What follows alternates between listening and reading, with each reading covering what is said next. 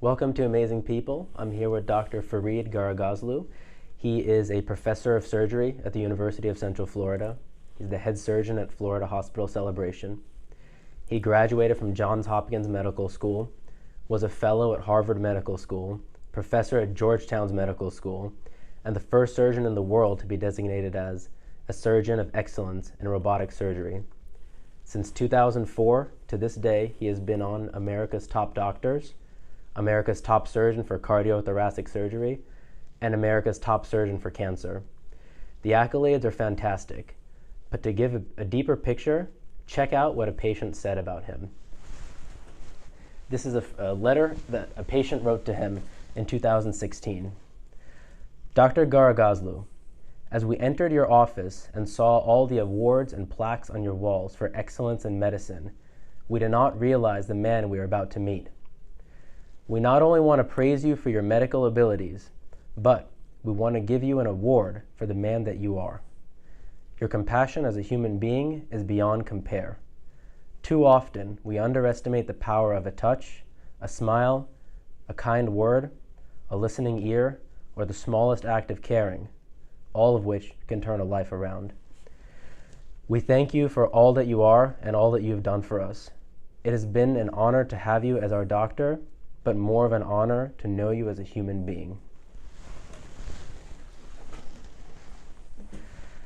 This is a truly amazing person, and we all have a lot to learn from someone so accomplished, with so much integrity, wisdom, intelligence, work ethic, and care, who has lived a life in a truly noble profession, and who has sweat to educate himself to the highest level so that he can perform at the highest level at one of the most important jobs in the world.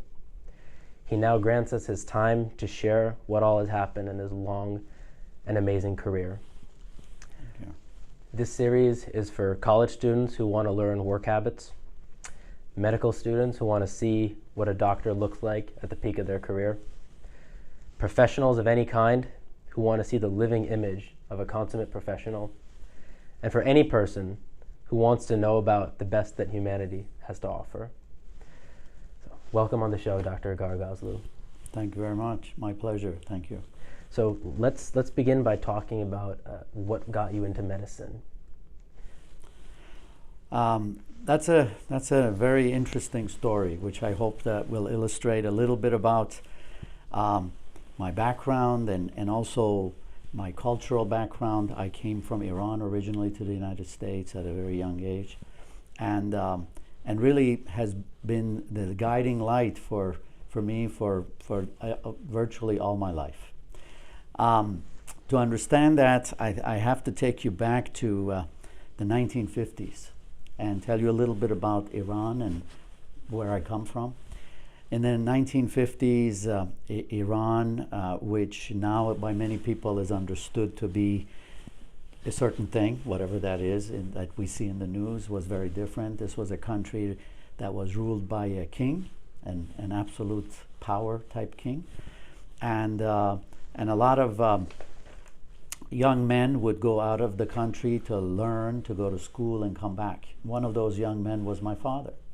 He came to America in the 50s. He trained in the United States to be a surgeon, and then he went back to serve his people and to do what was sort of the guiding light of his whole existence.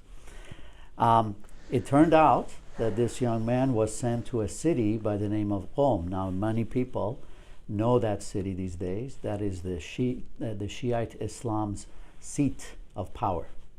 This is a city about 100 miles south of Tehran, a very, very conservative place where all the Ayatollahs are trained. People go to that city to become Islamic clerics.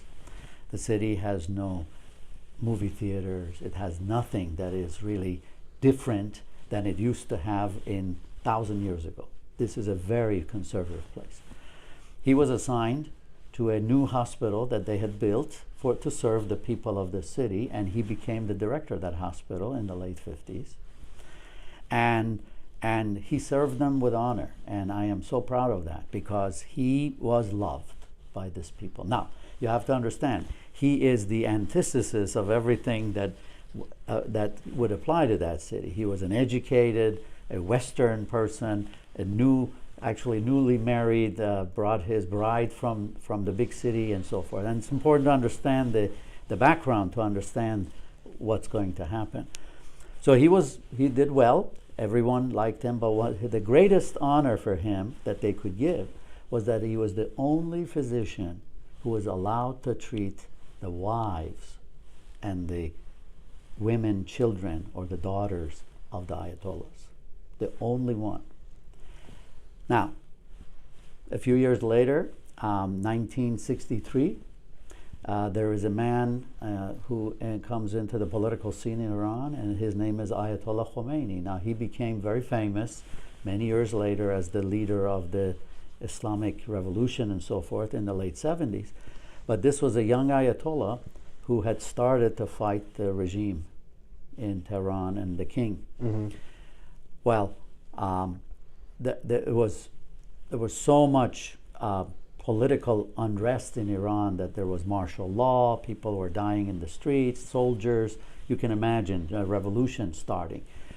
And I remember I was young, I was 5 years old, and I remember it's just like yesterday that the Savak agents, these are the secret police of the Shah, showed up at our house.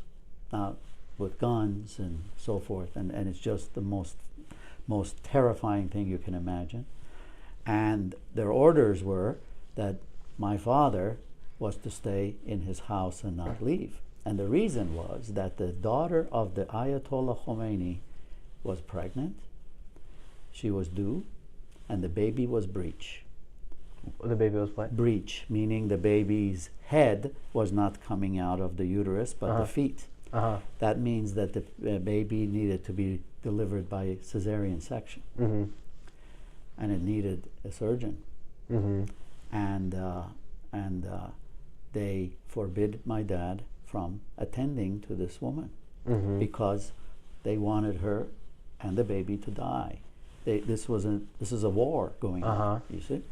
And the best way they could think of hurting the Ayatollah was, or one of the ways was, this kind of tragedy. Oh yeah, I understand. Yeah. Now, so you can imagine what goes through people's minds in those circumstances. And the thing that's amazing to me, even to this day, is here's this young surgeon with his wife and his children at home, and the one thing he didn't do is follow their orders. He, I mean, at the risk of death for everything around him, he went to the hospital, he delivered the baby, mother and daughter lived, and he told everyone that before I'm a father, before I'm a husband or a son, I am a doctor, I am a healer, and this is what I have to do, no matter what the price. That's amazing. I mean, I get goosebumps saying this so many years later, but that is my first interaction or my first recollection of what truly a physician should be.